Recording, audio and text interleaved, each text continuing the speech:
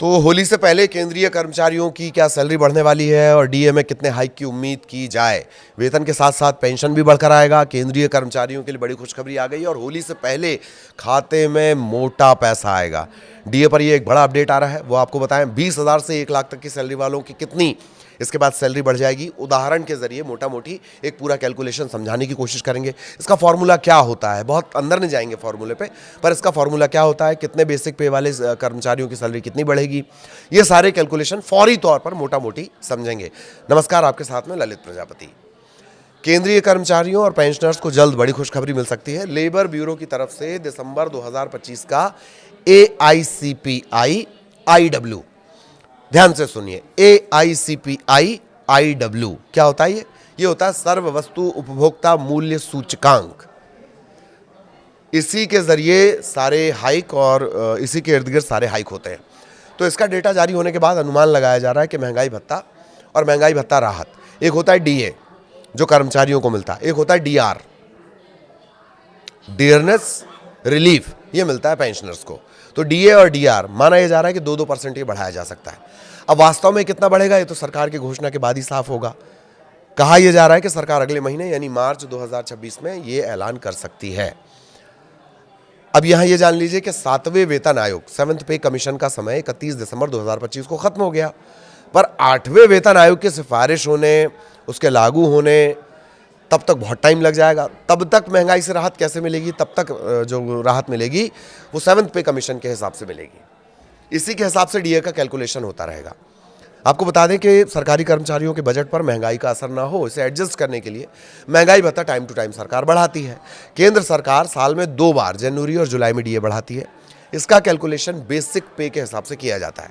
ऐसे में डीए बढ़ने पर कर्मचारियों की सैलरी बढ़ जाती है और डीआर बढ़ने पर पेंशनर्स की कुल पेंशन बढ़ जाती है। DA DR का जो कैलकुलेशन है वो AICPI IW के 12 महीने के औसत के आधार पर किया जाता है। 12 महीने का औसत अभी क्या आया है? अभी दिसंबर का आया है, तो पूरे 12 महीने का एक एवरेज निकाला जाएगा। ये होता क्या है? AICPI IW यानी all India consumer price index. Industrial workers एक मासिक इंडेक्स होता है जो इंडस्ट्रियल लेबर द्वारा एक तय बास्केट में शामिल वस्तुओं और सेवाओं के खुदरा दाम में समय के साथ होने वाले बदलाव को मापता है। लेबर ब्यूरो हर महीने AICPI IW का आंकड़ा जारी करता रहता है। यही जो डेटा है लाखों मजदूरों, अच्छा जब मैं मजदूरों बोल रहा हूँ तो इसको कर्मचारी समझिए, लाखों मजदूरों और कर्मचारियों के वेतन और डीए को तय करने के लिए इस्तेमाल किया जाता है। अब 2% महंगाई भत्ते की चर्चा हो क्यों रही है? क्योंकि दिसंबर 2025 के लिए ये जो आंकड़ा आया AICPI IW, इसका आंकड़ा है 148.2। इससे 12 महीने का एवरेज जो निकाला जाएगा, अगर इसी आंकड़े का जो 12 महीने सूचकांक का जो 12 महीने का एवरेज निकलेगा वो होता है 145.54। अब कैलकुलेशन के मुताबिक डीए बनता है 60.33%। 60.33% बनता है, इसे राउंड फिगर में 60% माना जाए। अब मौजूदा डीए चूंकि 58% है, ऐसे में 60 - 58 यानी 2% आता है। यही बढ़ोतरी हो सकती है, ये बताया जा रहा है। कहा जा रहा है कि सरकार मार्च में इस बात का ऐलान कर सकती है। कहा यह भी जा रहा है कि होली से पहले ही डीए बढ़ाने का ऐलान हो सकता है। आपको बता दें कि केंद्र सरकार ने जून 2025 के AICPI IW आंकड़े के आधार पर डीए में 3% की बढ़ोतरी की थी। तब वो बढ़कर डीए जो था वो 55 से बढ़कर 58 हो गया था। सरकार ने ये बढ़ोतरी अक्टूबर 2025 में नोटिफाई की थी। जनवरी 2026 के लिए कैसे निकाला जाएगा भाई डीए, बढ़ा हुआ डीए? पहले दिसंबर 2025 के डीए का कैलकुलेशन समझ लीजिए। डीए का कैलकुलेशन इस फॉर्मूले से होता है, DA = 12 महीने का AICPI का जो एवरेज है, सूचकांक का जो एवरेज है, ठीक है, इसके साथ 2001 का बेस उसमें इस्तेमाल होता है, ठीक, -261.42। इसको बटा करेंगे, गुणा करेंगे 261.42 गुणित 100, ठीक। ये बेस ईयर का फंडा है। पहले 2016 बेस ईयर के इंडेक्स को 2001 बेस ईयर में बदलना होगा। इसके लिए फैक्टर 2.88 का लगाया जाता है। 2.88 का ये फैक्टर 2016 वाले नए बेस को 2001 वाले पुराने बेस के बराबर करने के लिए निकाला गया है। ये थोड़ी जटिल चीज़ है, बहुत ज़्यादा समझने की जरूरत नहीं, लेकिन जानकारी होनी चाहिए। अब जनवरी के लिए डीए परसेंट जब निकाला जाएगा तो फॉर्मूले के आधार पर यह आएगा 60.33%। राउंड फिगर में माना जा रहा है कि 60% इसको माना जाएगा। फिलहाल फॉर्मूले की इतनी समझ रखिए क्योंकि ये थोड़ा सा जटिल है। इसमें बेस ईयर आएगा, बेस ईयर के बाद जो सूचकांक है वो आएगा, ठीक है। फिर 288.88 ये भी आएगा। आगे आपको उदाहरण भी बताएंगे। लेकिन क्या मार्च में डबल तोहफा मिल सकता है? ये एक बड़ा सवाल है। पहले इसका जवाब, प्रधानमंत्री नरेंद्र मोदी की अध्यक्षता वाली केंद्रीय कैबिनेट मार्च 2026 की शुरुआत में इस फैसले को मंजूरी दे सकती है। चूंकि ये बढ़ोतरी 1 जनवरी 2026 से लागू मानी जाएगी, इसलिए कर्मचारियों को सिर्फ बढ़ी हुई सैलरी नहीं मिलेगी बल्कि पिछले महीनों का पूरा एरियर मिलेगा। तो इसका मतलब ये है कि अगर मार्च में घोषणा होती है तो होली के आसपास आने वाली सैलरी में फरवरी महीने का बढ़ा हुआ वेतन और जनवरी का जो बकाया एरियर है वो जुड़कर आ सकता है। त्योहार के मौके पर एक मुश्त राशि मिलना किसी तोहफे से कम नहीं है। पेंशन भोगियों के लिए भी ये उतनी बड़ी राहत की खबर होगी क्योंकि उनकी महंगाई भत्ता कर्मचारियों का होगा, महंगाई राहत किसकी हो गई? पेंशनर्स की हो गई। उनमें भी इसी अनुपात में बढ़ोतरी होगी।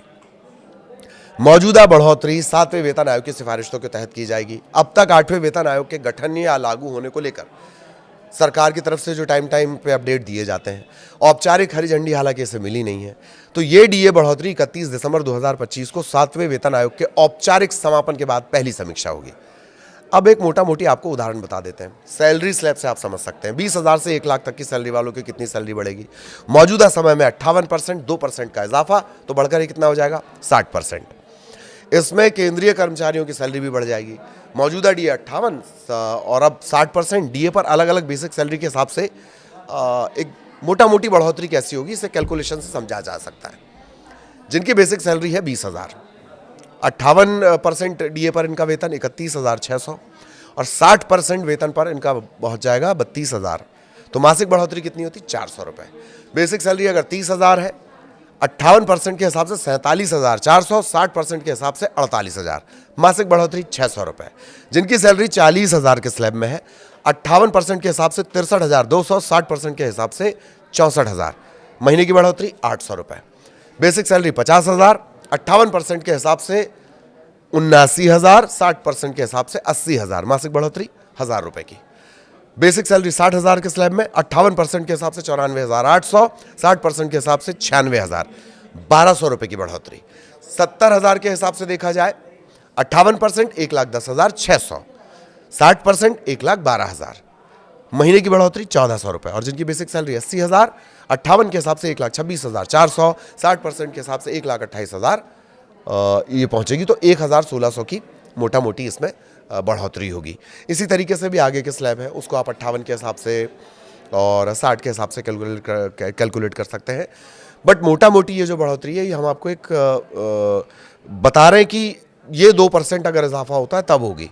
ये ऐलान के बाद ही क्लियर होगा। कुल मिलाकर देखा जाए तो केंद्रीय कर्मचारियों की जो सैलरी है सालाना 4,800 रुपये से 24,000 तक की इसमें बढ़ोतरी होगी अलग अलग स्लैब के हिसाब से। हालांकि 1 लाख से जो बेसिक 1 लाख से ज़्यादा बेसिक जो कर्मचारी सैलरी पाते हैं उसकी और ज़्यादा बढ़ेगी, उसका कैलकुलेशन हमने आपको नहीं बताया।